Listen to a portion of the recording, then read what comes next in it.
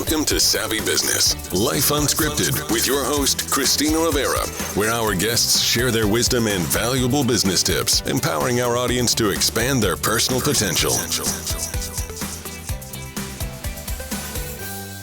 Hi, Tim Fitzpatrick. Welcome to Savvy Broadcasting for our Life After COVID series. We're so grateful to have you here today. How are you? I am fantastic. Thanks so much for having me, Christina. Oh, you betcha. You're going to help our audience discover the 3 fundamental marketing secrets to stop wasting money in their business. And that's something that happens to quite a few people. They get started in business and they waste money in things that don't really help their business grow. And maybe like myself, I didn't have a really clear understanding on what marketing even was. And you'll share all of those wonderful things with our audience. But first, share a little bit about your background. Sure, absolutely. So I'll make it short. I kind of fell into entrepreneurship. I was not one of those kids selling baseball cards or, trying to make money. I got involved in a wholesale distribution company just after I graduated from college, became a partner in that. We grew that about 60% a year for 9 years before we sold it.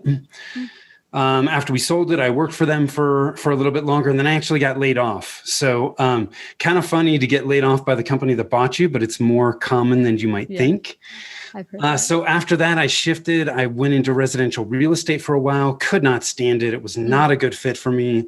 And that's when I decided to shift gears into what I'm doing now, which is marketing and primarily helping service-based businesses grow.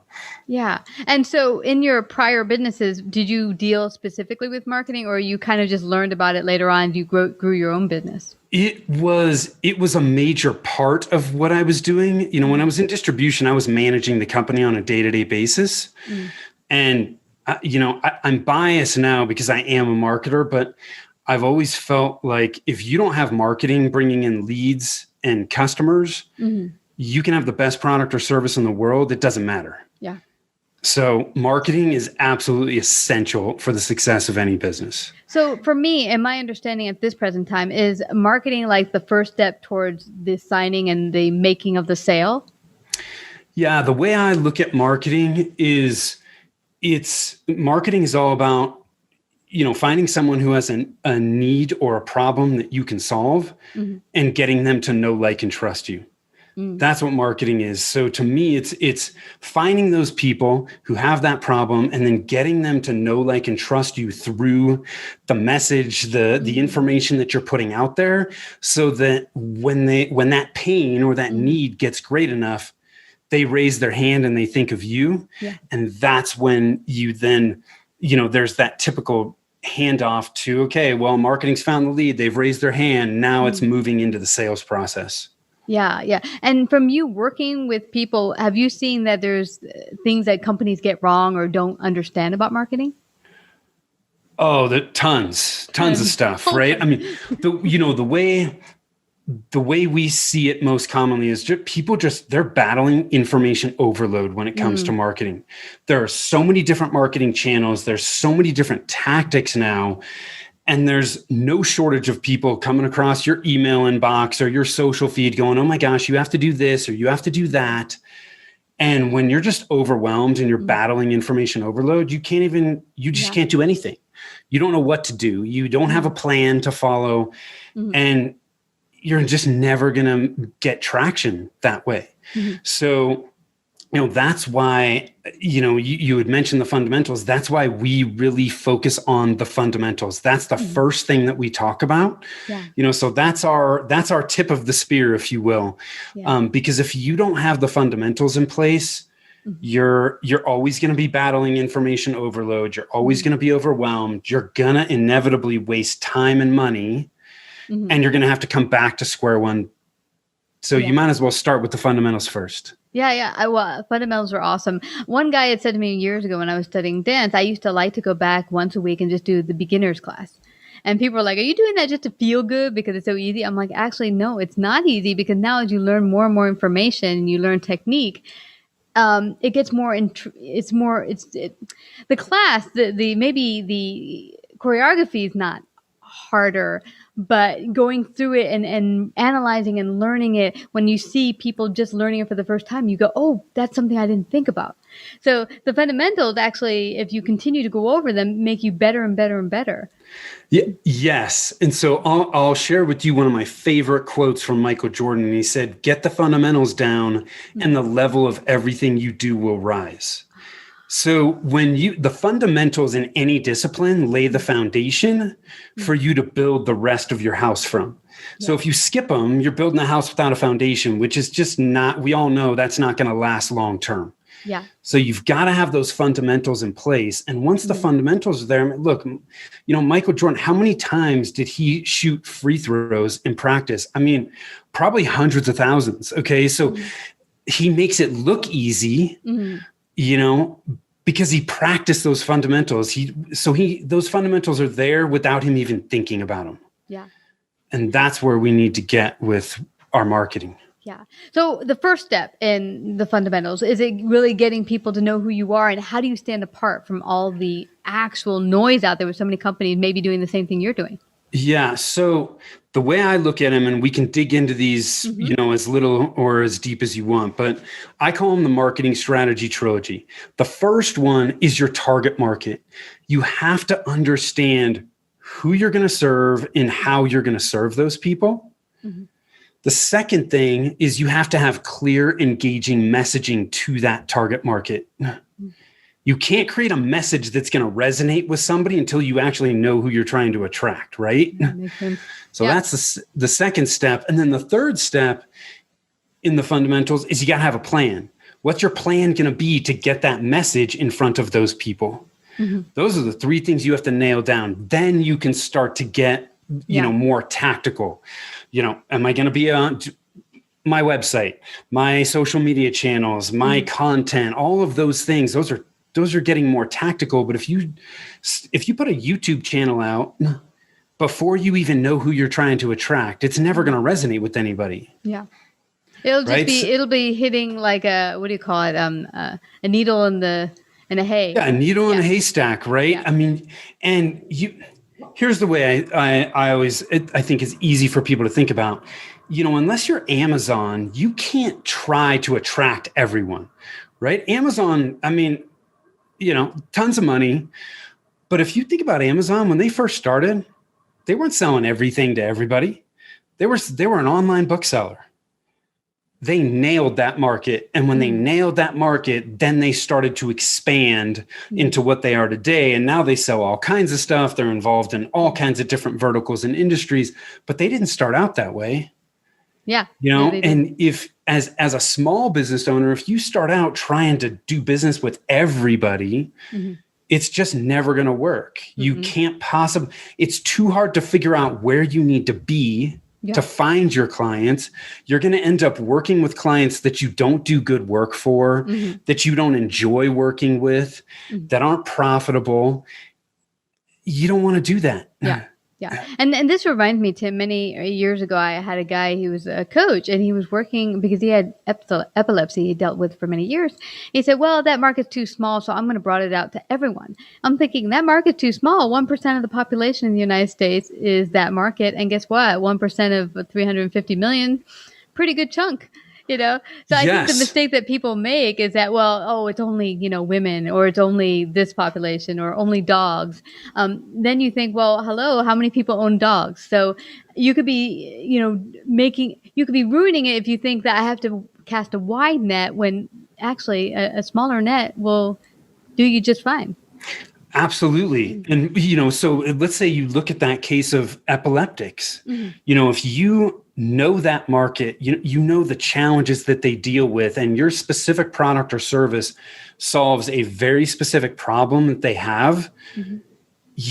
When you start to look at your messaging and how you communicate what you do, you can start to enter the conversation that those epileptics are having in their mind. Yeah. About what they're dealing with. Yeah. Yes, exactly what they're dealing with. You can be empathetic. And when you say stuff they're going to start to think to themselves, oh my God, you get me. You get me. Mm-hmm. Were you listening to the conversation I had with my wife or my partner? No, I had or whatever? the same one. Yeah. It's like, oh, we were having that same conversation and now you're reiterating that to me. When that happens, do you think your message is going to resonate with those people? Yeah. Heck yeah, it is. Mm-hmm. And now they're going to want to learn more. Mm-hmm. And that's the thing. But until you hone in on, hey, I'm trying to, I tend to attract chiropractors or epileptics or whoever it may be, as long as it's specific enough, you can start to tailor your messaging so that it's clear and engaging to that market. Got it. Yeah. And so one thing I've seen, okay, now you've chosen, this is my target market. Here's how I'm going to help them. I still see a lot of companies just kind of go all over the bridge where their messaging still isn't clear. They say I'm serving this market, but it seems like they're casting a wide net. Why does that happen? Is it because they're just fearful of just not getting enough folks, or? I think so, right? So they've made the decision. They made the decision to target chiropractors or whoever it may be, but they've only got one foot in the water, right? Because they're fearful that, well, if I go too narrow, I'm going to limit the business that I do. And what's ironic, Christina, is that the exact opposite is true. When people narrow who they're going to target, they actually end up doing more business because the messaging that they're using engages that much better with that ideal client type. Yeah. And, and here's the other thing to think about. I'm not saying chiropractors or epileptics or whoever it may be are the only people you're going to do business with. I'm just saying those are the only people you're going to target your marketing towards. You should have 1 to 3 ideal client types, no more. If you have more than that, it is going to be too difficult and it's going to become too broad. So look, we target service-based businesses, right? We work with coaches, consultants, and professional service providers primarily. Does that mean that those are the only people we do business with? No, I've done coaching with e-commerce companies, but I've made that choice as to whether they're going to be a good fit and whether what they need, I can actually help with. Yeah. And here's the thing. Yeah, I was going to say, Tim, this is something else that's come up for me is that, okay, I'm a chiropractor, so I hit, people who have back problems. But now here's the thing. Does your messaging end up going everywhere? Because what I've been told by certain business owners, like, well, I do Facebook, I do Twitter, I do Pinterest. I'm like, well, maybe if you're a chiropractor, you don't need to be on Pinterest so much. So is that another thing you need to pay attention to? Where is your messaging going? Is it where your target audience hangs out? Yes. So when you look at your target market and you identify those 1 to 3 ideal client types, then the next thing that you can actually do is start to create a list of where do these people congregate. And if you're having a hard time narrowing in on where they're congregating, you have probably gone either too broad or too narrow. You shouldn't struggle to do this. So look, we'll just talk about chiropractors, okay? Because I use this as an example in a workshop I did a couple of weeks ago. I jumped online to prepare for this workshop and I said, okay, let me see if I can come up with a list of some of the different places where chiropractors may congregate. In 10 to 15 minutes, I had a list of a page, right? And if I had longer than that, I could have gone way longer. But I started to look at what are the chiropractic associations that are out there? What are there chiropractor groups on Facebook or LinkedIn? Are there chiropractic forums for chiropractors? Who are the influencers in the chiropractic space? What are the podcasts that are out there? Gosh, what else? What else am I missing? What websites do they go to? What email lists do they subscribe to? What blogs do they follow? And I did this. I'm not in the chiropractic space. I've never even worked with the chiropractor, but in less than 10 minutes, I had a list of, there was probably 15 to 20 different places where I could get in front of chiropractors. Yeah. That's what you need to start doing, because once you have that list of where they are, now you know where you need to go to get in front of them and communicate your message. Yeah. So this is not difficult. It's not rocket science. It's simple, but it's not easy, right? Yeah, It takes I like work. that. Yeah. I like that differentiation. It's not easy. It's going to take work, effort, but it's not a hard thing to do. You just got to get out there and start doing it. And it's interesting because I've heard early on when I got started, I would go to events and there'd be people, oh, I'm networking so many places. I'm going here, I'm going there. And here's the thing you mentioned before, no plan. Yes, you're going to about 10 different networking events, but have you thought about the people you need to reach? Are they there? Yes. Are you talking to those individual people? Because if you're going there and going, I'm just going to pick up a cocktail and hide in the corner, or I'm just going to talk to everyone 300 miles an hour and just move on to the next person and next drink, then there's just a cocktail hour, dude. Yes. Yeah. It's a shotgun approach rather than a sniper approach. Yeah, exactly. Yeah. And so what's great about it, like you had mentioned, what I loved is you mentioned even LinkedIn places where they hang out, LinkedIn pages, Facebook pages. You can begin to go to those places like a chiropractic page and start to hang out, get to know them. Here's a mistake I made early on. I was in a collection agency. I had started my first business doing collections. And so I had reached out to people in that area. And one woman was a mega superstar. She had a collection agency 12 years. I started chatting with her on Twitter, and we had some, I read some of her blogs, and she commented on some of mine. So we were building a relationship. And then not too long after we met, I said, hey, on a DM, could I pick your brain on running your collection agency? And she's like, yeah, sure. Here are my hours. Like, you got to pay me for my time. Right. And I remember being super offended at the time, going, well, geez, I'm a woman. She's a woman. Doesn't she want to help me? Yeah. But I'm thinking, it took me a few more minutes to go like, come on. She built a super successful collection agency, several $1 million by herself, single mom. Why should she give that away for free? And so, I paid her hourly rate, and she was really beneficial in helping me get started. But you got to be also willing to put out there, what's needed. In this case, maybe with some funding to connect with that mentor. And maybe it's going to that right, networking event that may cost something more than a free meetup. Yeah. Yeah. You may have to pay. If you want free consulting, start a podcast. Yeah. Right. So, I've heard people talk about that all the time. And, and on our podcast, I've interviewed people, and, I'm going to school just as much as people that are listening. So there are ways to still add value to people while they're serving you. So, yeah, absolutely. Yeah. And podcasting, when I got started, this is probably 8-9 years ago, it was less of a big thing. But yeah, sometimes I have those free avenues out there. But if an opportunity, like this was purely an opportunity, this woman was phenomenal, did great work. And she was specifically in the area that would really help me out.